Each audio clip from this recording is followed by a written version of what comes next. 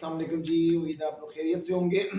वही हुआ जिसका हमें डर लगता है, और वो होता है एक आपका एक ऐसा माइंडसेट जो कि कुछ भी समझने से कासिर होता है। एग्जैक्टली उस तरह पाकिस्तान आज खेले हैं। Pakistan could have easily one this match. हमारी टीम बेटर थी पेपर पे भी, और जो हमारे परफॉर्मेंसेज ये प्लेयर्स देते हैं अपनी लीग्स में उधर उधर दूसरे टूर्नामेंट्स में, उसके हिसाब से हमारी टीम बहुत बेटर थी। फ़र्क कहाँ पड़ा? फ़र्क वहाँ पे पड़ा जहाँ पे आप क्लूलेस हो गए और रैटल कर दिया न्यूजीलैंड ने आपको। और रैटल अब क्यों हो जब आप इंटरनेशनल क्रिकेट खेल रहे हैं तो किस चीज़ की, किस वजह से? क्या आपको ये नहीं पता कि शॉर्टर बाउंड्री फ्रंट पे है और लॉन्गर बाउंड्री जो है वो स्क्वायर पे है? तो जब लॉन्गर बाउंड्री स्क्वायर पे होगी तो आप शॉर्ट पेज बॉलिंग करने की कोशिश करेंगे। छिक्के दोनों तरफ पड़ने हैं। इन न्यूजीलैंड में बहुत छक्के पड़ते हैं, लेकिन विकेट लेने का चांस वहाँ होगा जहाँ पे आप हुक करवाएंगे या कट करवाएंगे। आप क्या करवा रहे थे उनको? शाहिन शाह अफरीदी ने जिस ओवर में 24 रन खाए, 4 की 4, 5 की 5 बॉलें, good length ball, fuller length ball उसने दिए हैं फिन एलन को, समझ से बाहर है। उससे पिछले ओवर में हारिस रऊफ ने 2 शॉर्ट बॉल्स फिन एलन को की थी, दोनों पे वो बीट हुआ था। तो आपको शॉर्ट बॉल्स करनी थी इस विकेट के ऊपर। हाँ, आपने ट्राई करना था शुरू में, स्विंग का चांस लेना था कि अगर बॉल स्विंग होती है और किसी जगह पे तो आपको एलबीडब्ल्यू हो सकता है, एज हो सकती है, लेकिन अब दूसरे ओवर में पता चल गया था कि बॉल ने स्विंग करना बंद कर दिया।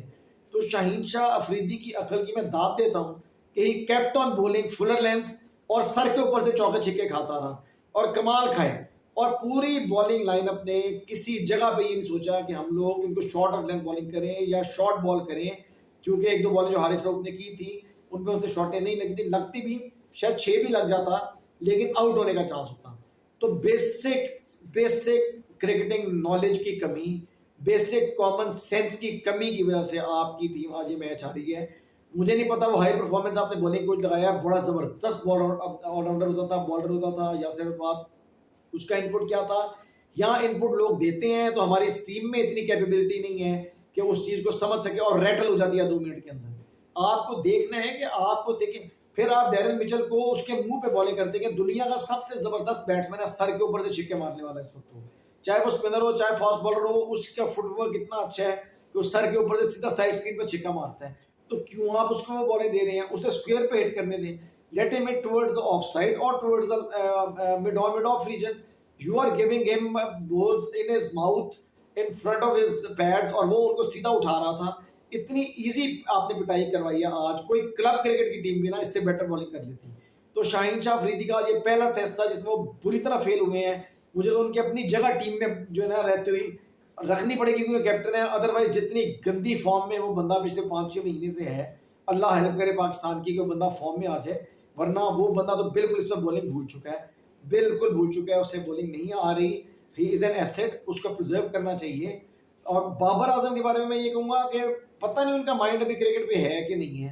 जिस तरह के कैचेस वो पिछले 5-6 महीने से छोड़ रहे हैं वो समझ से बाहर है। I mean how can you drop such a seater?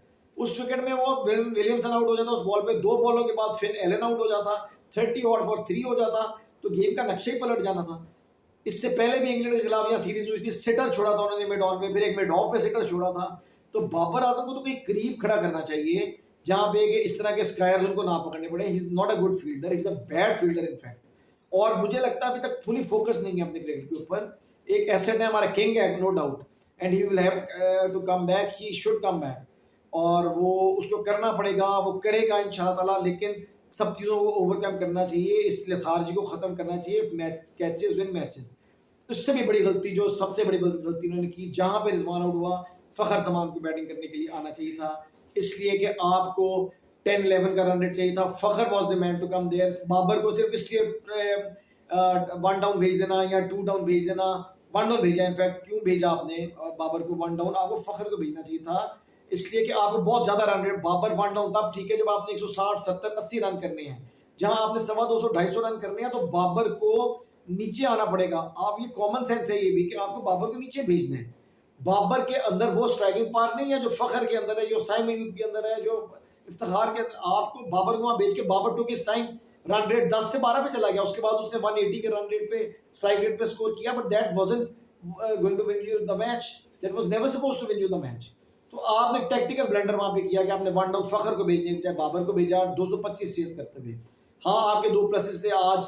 Outstanding start by Saim Ayub, आपको हीरा मिल गया। मैं पहले भी कहता रहा हूँ कि आपका फ्यूचर है साइम अयूब। साइम अयूब डिफाइन करेगा आपकी T20 क्रिकेट को इंशाल्लाह आने वाले वक्तों में। और दूसरा अब्बास अफरीदी, आउटस्टैंडिंग बॉलिंग, इतनी प्लेसेंट और गंदी पिच के ऊपर इतनी अच्छी बॉलिंग, बहुत अच्छी ये चीज। मैं अगर हूँ तो मैं शाहीन को बिठा के जमान खान को खिला दूँ और बाकी बॉलिंग लाइन यही रखूँ। लेकिन वो शाइन इतना ऑफ कलर है कि वो आपको कई मैचेस क्रॉस कर सकता है, but still is a star, we have to persist with him. तो लेट्स होप कि अगले मैच में ये लोग कुछ सीखें, अपनी अकल का पे हाथ मारें, कोई इनको सिखा सके और इनकी अकल में कुछ आ सके। इंशाल्लाह ताला उम्मीद है अच्छा मैच बेटर खेलेंगे। आज आपकी बॉलिंग ने आपको मैच हराया, लेकिन 2 प्लसेस थे और बड़े ज़बरदस्त थे, साइम अयूब और अब्बास अफरीदी। ये दोनों आपके फ्यूचर स्टार्स हैं, इनको प्रिजर्व करना चाहिए और सिचुएशनल चेंजेस करनी चाहिए। बैटिंग किसी की जागीर नहीं है कि वन डाउन ही जाना है, सिचुएशनल चेंज करनी चाहिए। सिचुएशन अगर डिमांड करती है तो बाबर जाए, वरना मत जाए। अपना बहुत ख्याल रखें। अगले मैच से बाद आपसे फिर मुलाकात होगी। अल्लाह हाफिज़।